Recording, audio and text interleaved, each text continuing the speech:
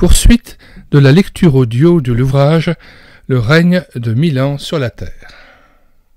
Troisième partie, d'éternité en éternité, Eric Sauer. Chapitre 12. Rapport entre l'actuel règne spirituel de Christ et le royaume de David selon les prophéties de l'Ancien Testament.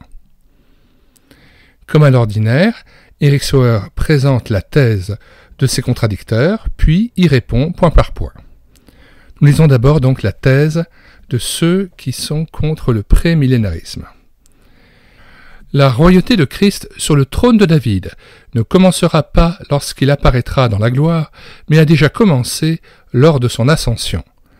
Ce règne débute non pas à la fin de la période actuelle de l'Évangile, mais au commencement. Cela s'applique également à la reconstruction du tabernacle de David, acte 15, verset 16, et à l'autorité royale du rejeton d'Israël qui se lèvera sur les nations, Romains 15, verset 12 et Ésaïe 11, verset 10. Réponse. Cette objection est importante et nous ne devons pas la sous-estimer. Tu lui donneras le nom de Jésus, il sera grand et sera appelé Fils du Très-Haut. Et le Seigneur Dieu lui donnera le trône de David son père. Il régnera sur la maison de Jacob éternellement, et son règne n'aura point de fin. Luc 1, versets 32 à 33. Après ces choses, je retournerai, et je réédifierai le tabernacle de David qui est tombé, afin que le reste des hommes recherche le Seigneur, ainsi que toutes les nations sur lesquelles mon nom est invoqué, dit le Seigneur. Acte 15, versets 16 à 18, Amos 9, verset 11. Il y aura la racine de Jessé, et il y en aura un qui se lèvera pour gouverner les nations, Romains 15, verset 12, Ésaïe 11, verset 10, version Darby. Ces passages du Nouveau Testament ont souvent deux interprétations différentes. Selon l'une, le gouvernement ou la royauté du Messie commencera lors de l'instauration de son royaume dans la gloire au moment de son retour à la fin des temps. Selon l'autre, le règne davidique, entre guillemets, du Messie a commencé à son ascension lorsque le divin fils de David a été élevé à la droite du trône de la majesté dans les cieux. Les deux interprétations admettent que les expressions « trône de David » entre guillemets et tabernacle de David ne sont pas à prendre littéralement, mais figurativement.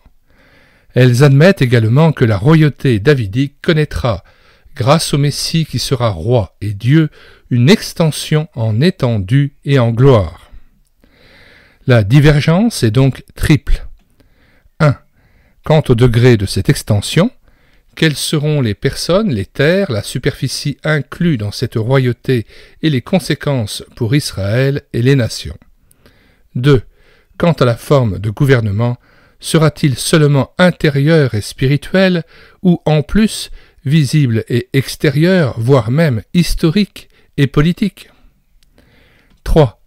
Quant à la date du royaume davidique, doit-on situer son début à l'ascension du Messie, à la Pentecôte, ou seulement lors de sa parousie future et de son épiphanie? L'épiphanie signifie en grec « qui apparaît », c'est donc la manifestation de Jésus-Christ à venir. Mon but est d'apporter la preuve biblique permettant d'affirmer que nous devons attendre un royaume de Dieu visible sur cette terre. Or, ces deux interprétations le démontrent parfaitement en étant d'accord pour attendre le millénium. En effet, si l'une des interprétations enseigne ouvertement le millénium, l'autre ne la contredit pas, mais la complète parfaitement. Il suffit dans l'un et l'autre cas de ne pas tomber dans les extrêmes et tirer des déductions n'émanant pas de la Bible. Je rapporterai donc simplement ce que la Bible enseigne concernant ces deux interprétations. Je ne juge pas utile de préciser ici ma position sur chacune des divergences. Mon objectif n'est pas de faire une exégèse détaillée, mais de définir l'origine biblique de l'espérance chrétienne en un règne de Dieu visible sur la terre et de répondre à certaines objections que font les exégètes de l'Écriture au sujet de ce règne. Il est évident que l'expression « trône de David » n'est pas à prendre au sens littéral quand elle se rapporte au gouvernement du Messie. Personne n'ose affirmer, pas même le plus extrémiste partisan du millénium, que ce trône sera le même que celui où était assis David 1 millier d'années avant Christ. Le terme « trône de David » symbolise le gouvernement royal du Messie, descendant de David et héritier du royaume. À Jérusalem, Jacques cite la prophétie d'Amos. « En ce jour-là, je relèverai le tabernacle de David, qui est tombé, je fermerai ses brèches, et je relèverai ses ruines, et je le bâtirai comme au jour d'autrefois. » Amos 9, verset 11, Acte 15, versets 13 et 16. Qu'entend-on par tabernacle de David? Ce n'est pas un édifice littéral que possédait et occupait David en son temps. Ce terme doit être pris figurativement. Il ne faut pas le prendre non plus au sens d'un état politique national et terrestre que David gouvernait. Mais il désigne sa maison, sa demeure royale, sa dynastie royale, tout comme nous parlons de la maison entre guillemets de Windsor, des Habsbourg ou des Hohenzollern. Dieu a donc fait connaître à David, par le prophète Nathan, qu'il lui bâtirait une maison, définie dans le contexte immédiat comme une maison royale, c'est-à-dire une dynastie royale.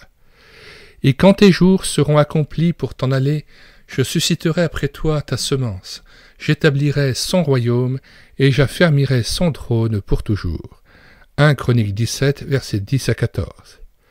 Après la chute de l'État juif, 586 avant Jésus-Christ, la maison royale de David, autrefois si puissante, est devenue une cabane en ruine. Note 1. Le mot utilisé dans la référence ci-dessus, Amos 9, 11, n'a rien à voir avec le tabernacle de Moïse. C'est le même mot qui est employé dans Ésaïe 1, verset 8, au sens d'une simple hutte dans une vigne. Retour au texte. Même la famille de David est tombée dans la pauvreté. Et lorsque Christ vint, il fut élevé dans une famille d'artisans descendante de David.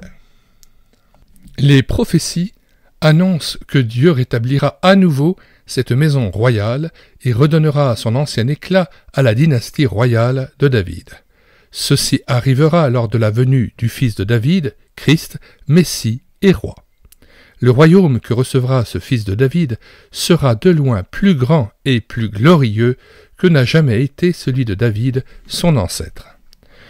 Sur ce dernier point, tous les exégètes bibliques sont d'accord pour l'appliquer à la royauté spirituelle de Christ dans la période de l'Église.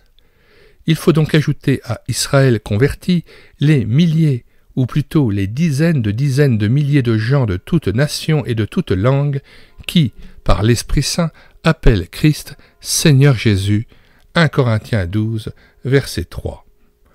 L'étendue du royaume spirituel du Messie est donc beaucoup plus grande et s'applique à une proportion plus importante de notre humanité que le simple royaume de David. Qui plus est, ceux qui appliquent les promesses du royaume faites à David uniquement au millénium affirment que la grande extension du royaume du fils de David dépassera celle de son ancêtre. Or, le gouvernement du Messie, assis sur le trône de David, ne pourra s'étendre sur une surface plus grande que ne l'était le royaume précédent que dans un millénium littéral.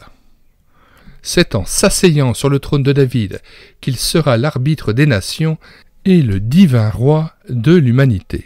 Ésaïe 2, 4, Sophonie 3, 9 et Zacharie 14, 9. L'Église étant physiquement ressuscitée avant le début des 1000 ans, 1 Thessaloniciens 4, versets 14 à 17, et la première résurrection ayant eu lieu juste avant le règne millénial, Apocalypse 20, versets 4 à 6. Le Messie, lui-même ressuscité corporellement et glorifié dans les cieux, gouvernera les habitants non glorifiés de la terre et régnera sur les êtres ressuscités et glorifiés. Entre parenthèses, je ne vois pas trop ce que Eric Sauer veut signifier là par un gouvernement sur des habitants non glorifiés et d'autres glorifiés. Le propos me semble un petit peu confus et manque de précision. Nous refermons la parenthèse et nous lisons 1 Thessaloniciens 4, versets 14 à 17. À partir du verset 13, « Nous ne voulons pas, frères, que vous soyez dans l'ignorance au sujet de ceux qui dorment, afin que vous ne vous affligiez pas comme les autres qui n'ont point d'espérance. Car si nous croyons que Jésus est mort et qu'il est ressuscité, croyons aussi que Dieu ramènera par Jésus et avec lui ceux qui sont morts. Voici en effet ce que nous vous déclarons d'après la parole du Seigneur. Nous les vivants, restés pour l'avènement du Seigneur, nous ne devancerons pas ceux qui sont morts. Car le Seigneur lui-même a un signal donné, à la voix d'un archange et au son de la trompette de Dieu, descendra du ciel, et les morts en Christ ressusciteront premièrement. Ensuite, nous les vivants, qui serons restés, nous serons tous ensemble enlevés avec eux sur des nuées, à la rencontre du Seigneur dans les airs, et ainsi nous serons toujours avec le Seigneur. Consolez-vous donc les uns les autres par ces paroles. » Nous lisons maintenant le deuxième texte auquel Eric Sauer a fait allusion précédemment, Apocalypse 20, versets 4 à 6. « Et je vis des trônes, et à ceux qui s'y assirent fut donné le pouvoir de juger. Et je vis les âmes de ceux qui avaient été décapités à cause du témoignage de Jésus et à cause de la parole de Dieu, et de ceux qui n'avaient pas adoré la bête ni son image, et qui n'avaient pas reçu la marque sur leur front et sur leurs mains. Ils revinrent à la vie, et ils régnèrent avec Christ pendant 1000 ans. Les autres morts ne revinrent point à la vie jusqu'à ce que les 1000 ans fussent accomplis. C'est la première résurrection. Heureux et saints ceux qui ont part à la première résurrection. La seconde mort n'a point de pouvoir sur eux, mais ils seront sacrificateurs de Dieu et de Christ, et ils régneront avec lui pendant 1000 ans. Retour au texte. Par conséquent, le pouvoir du Messie sur le trône de David sera beaucoup plus grand que le pouvoir de David et son royaume. La domination de Christ sur le trône de David sera beaucoup plus vaste que celle de David sur le trône de David, entre guillemets. C'est grâce à l'héritier glorifié du trône de David que le trône de David sera glorifié. Dans la Bible, la préfiguration d'une personne est toujours dépassée par la personne même.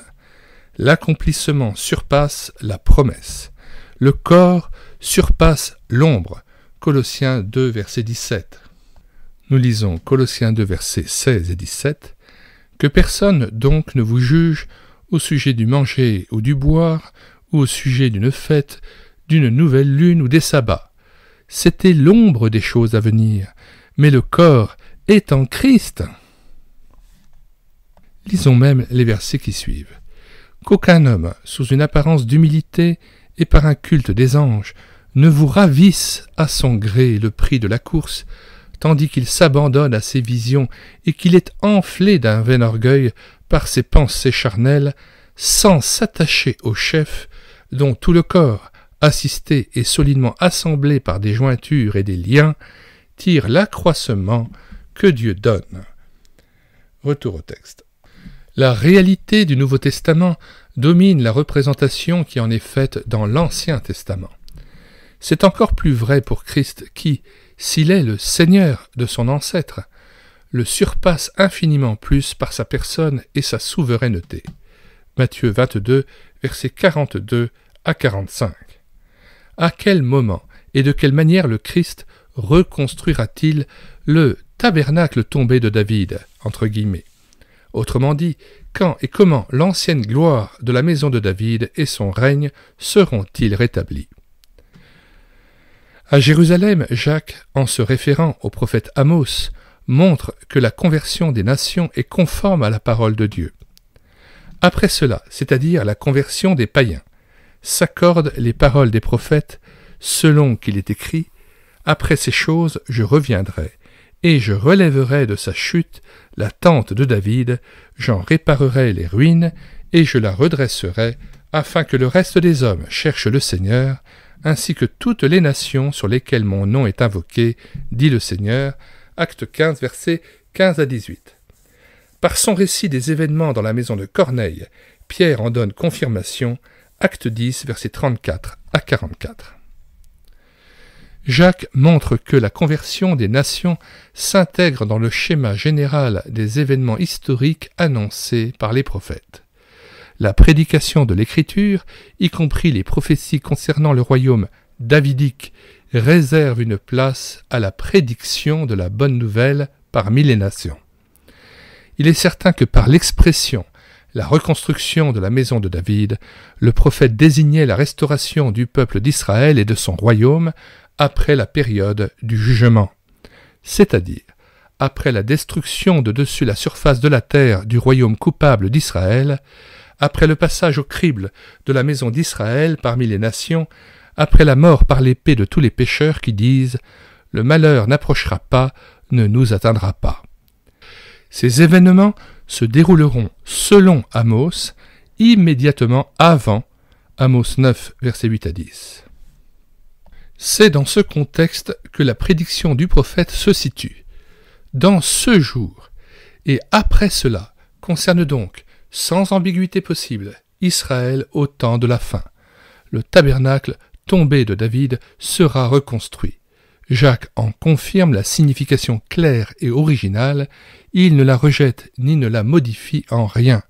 Selon ce point de vue, et par rapport à la période d'évangélisation du Nouveau Testament, voici les 5 étapes chronologiques des événements. 1. Le jugement et la destruction du royaume coupable d'Israël. 2. Les nations visitées par Dieu afin de choisir parmi elles un peuple pour son nom. Le nom dans la Bible équivaut toujours à la personne. C'est la sélection de l'Église dans la période actuelle de l'Évangile. 3. Le retour du Seigneur.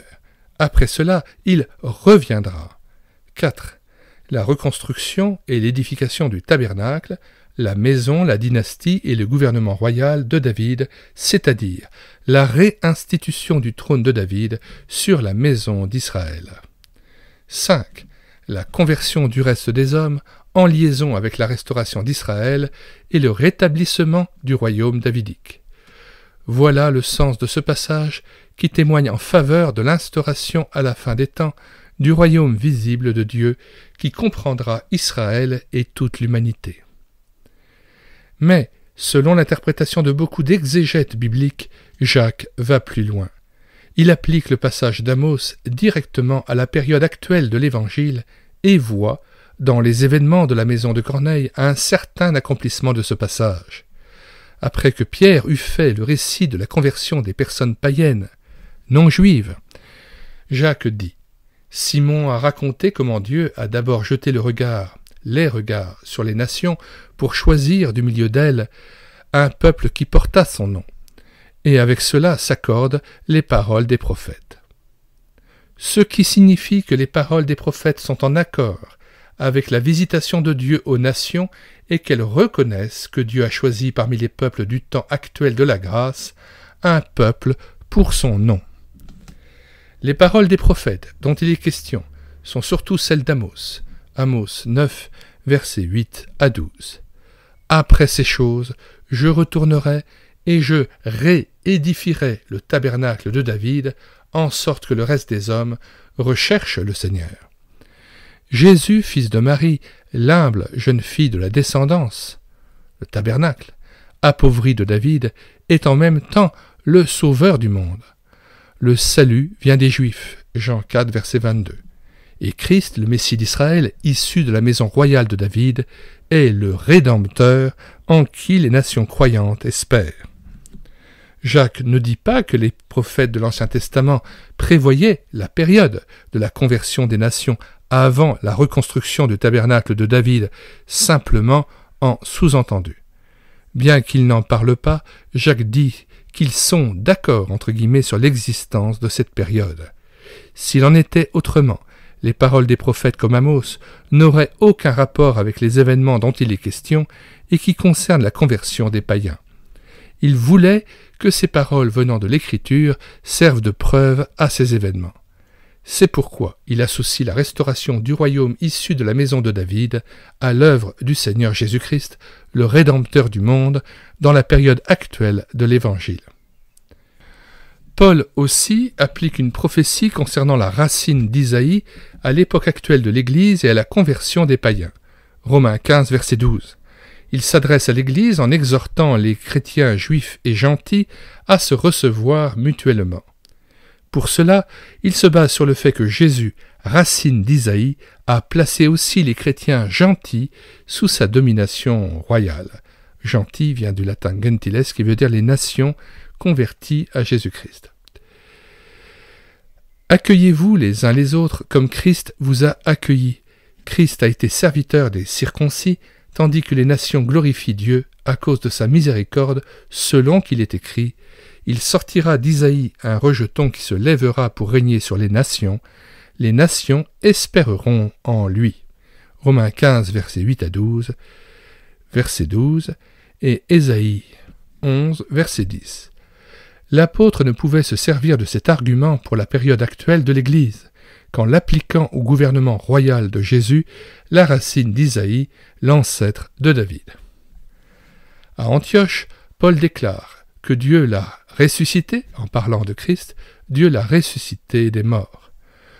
Je vous donnerai les grâces saintes promises à David, ces grâces qui sont assurées. Autrement dit, les grâces qui ont été promises à David sont inviolables. Acte 13, verset 34, Ésaïe 55, verset 3. Là encore, il relie l'accomplissement principal de cette prophétie des grâces saintes données à David à la résurrection de Christ à la fin de sa première venue, et non pas au début de sa seconde venue, lorsqu'il viendra dans la gloire. Et dans le même discours à Antioche, il le confirme en citant un psaume de David « Nous vous annonçons cette bonne nouvelle que la promesse faite à nos pères, Dieu l'a accomplie pour nous, leurs enfants, en ressuscitant Jésus selon ce qui est écrit dans le psaume 2e « Tu es mon fils, je t'ai engendré aujourd'hui » Acte 13, versets 32 à 33, psaume 2, verset 7. En réalité, les deux interprétations de ces paroles concernant le millénium sont tout à fait conciliables. Personne ne conteste que les prophéties de l'Ancien Testament, y compris celles du royaume davidique, s'appliquent effectivement à la période actuelle et qu'en fait, le temps de la grâce apporte, en un certain sens, l'accomplissement de beaucoup des prophéties de l'Ancienne Alliance.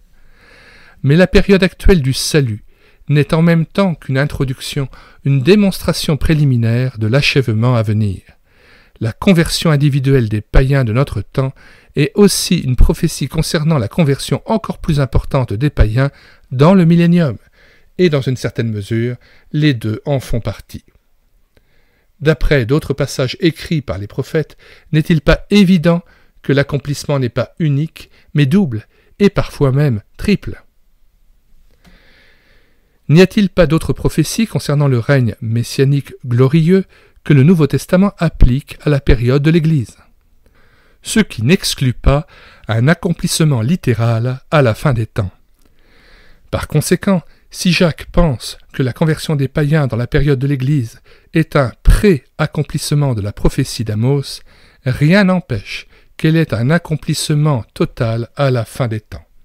Ceci est valable pour les autres prophéties de l'Ancien Testament auxquelles le Nouveau Testament fait allusion. Voir le chapitre 10 sur la méthode de spiritualisation du Nouveau Testament.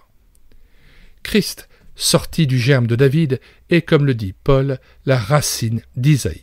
Romains 1, verset 3, de Timothée 2, 8, Romains 15, verset 12, régnant déjà par le Saint-Esprit sur chaque individu d'Israël et des nations qui croient. C'est par Christ qu'ils sont dès maintenant transportés du royaume des ténèbres dans le royaume du Fils de son amour, Colossiens 1, 13. Que nous lisons à partir du verset 12. « Rendez grâce au Père qui vous a rendu capable d'avoir part à l'héritage des saints dans la lumière, qui nous a délivrés de la puissance des ténèbres et nous a transportés dans le royaume du Fils de son amour, en qui nous avons la rédemption, la rémission des péchés. » Retour au texte. Comment est-il possible de nier que le temps viendra où il établira sa souveraineté spirituelle et visible sur le trône de David, sur tout Israël et sur toutes les nations? Comment douter de l'accomplissement visible de sa promesse qui est de reconstruire le tabernacle de David? pourquoi l'accomplissement spirituel empêcherait-il l'accomplissement visible? Le trône de David n'était-il pas sur la terre et non dans les cieux? Pourquoi? Parce qu'il y a eu précédemment un accomplissement spirituel, ne devrait-on pas attendre l'accomplissement final complet? Il est incontestable, bien que ces promesses aient eu antérieurement un accomplissement spirituel au cours de la période de l'Église, que les prophètes, s'appuyant sur la parole inspirée de leurs prophéties, attendaient l'accomplissement littéral d'un règne de Dieu visible où Israël serait renouvelé et les nations sauvées. Dieu se serait-il trompé? Peut-il les décevoir?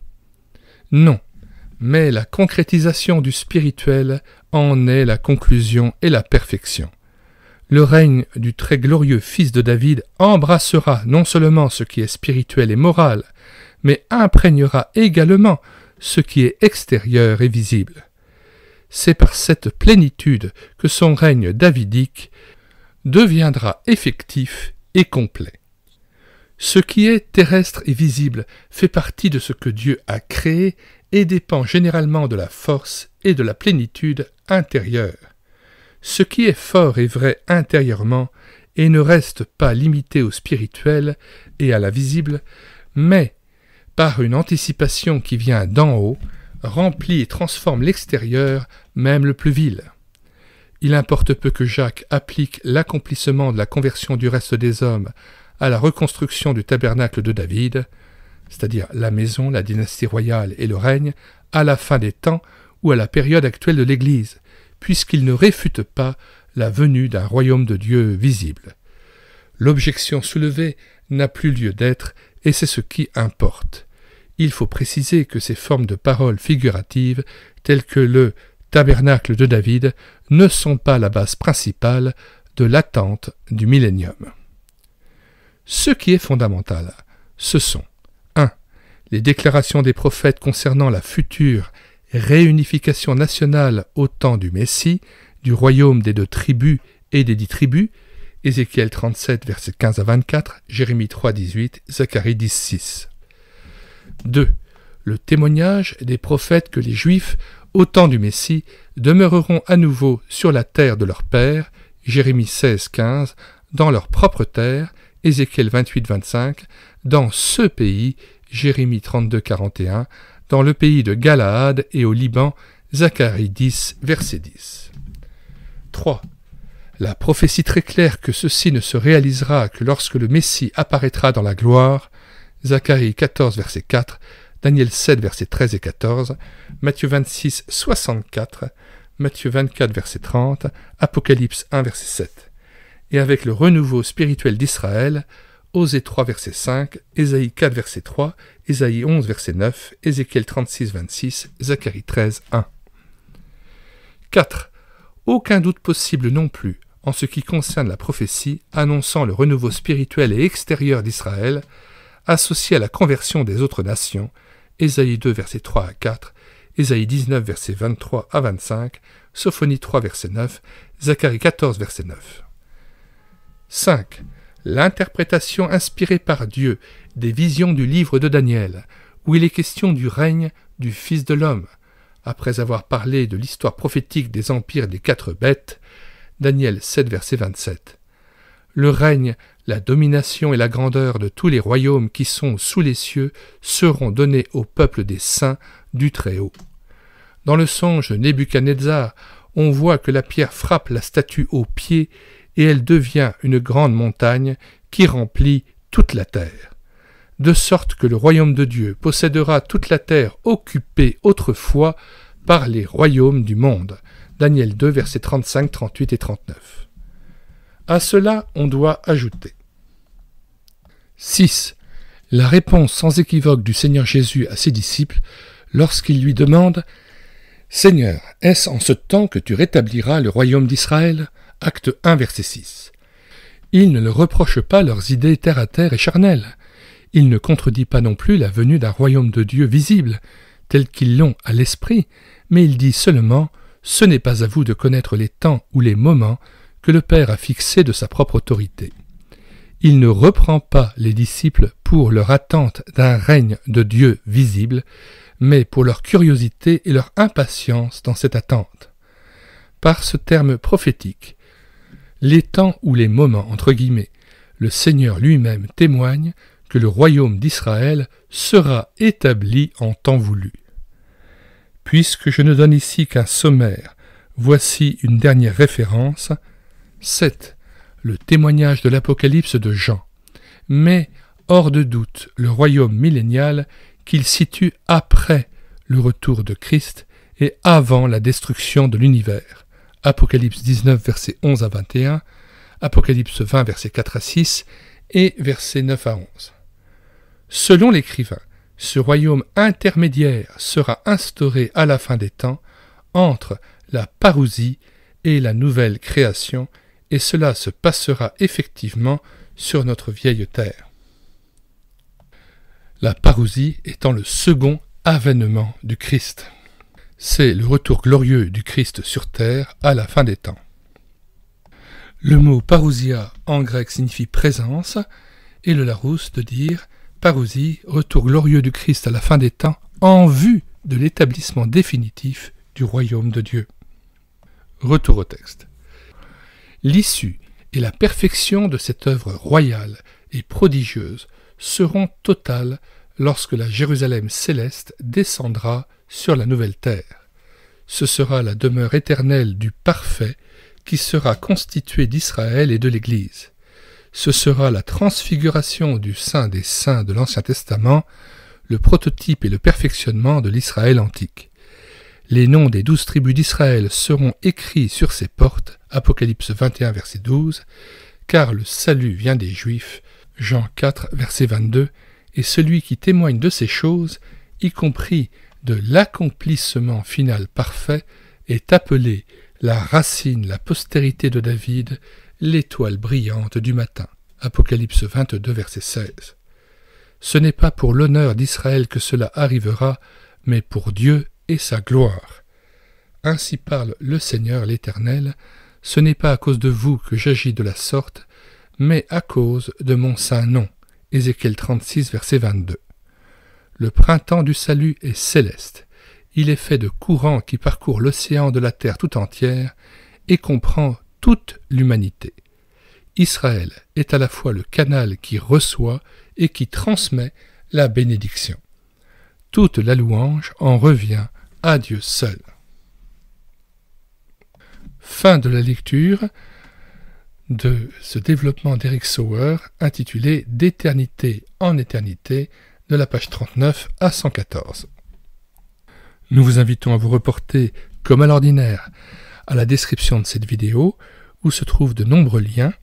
Le lien de cet ouvrage, tout d'abord, qui a fait l'objet de cet audiobook, mais aussi le lien de bien d'autres ouvrages que nous vous conseillons, notamment les 2 ouvrages d'Eric Sauer, L'aube de la rédemption et le triomphe du crucifié, et puis l'ouvrage de Grière, qui présente la thèse amillénariste, qui va être donc contredite et démontée point par point dans ce passage qui va de la page 115 à la page 178, donc ce développement de Tadford, F.A. Tadford, réponse au livre Le Grand Dénouement, pouvons-nous prendre au mot les prophéties bibliques.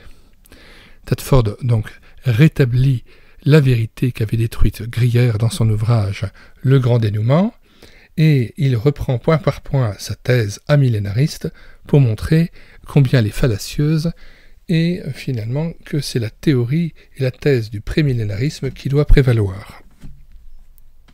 Nous mettons aussi dans cette description le lien vers de nombreuses playlists de présentation d'ouvrages qui viennent compléter toute cette réflexion par rapport au retour de Jésus-Christ et au royaume de Dieu. Puisse le Seigneur aussi nous éclairer et nous permettre d'approfondir la connaissance de sa parole. Nous vous disons au revoir à tous et à bientôt.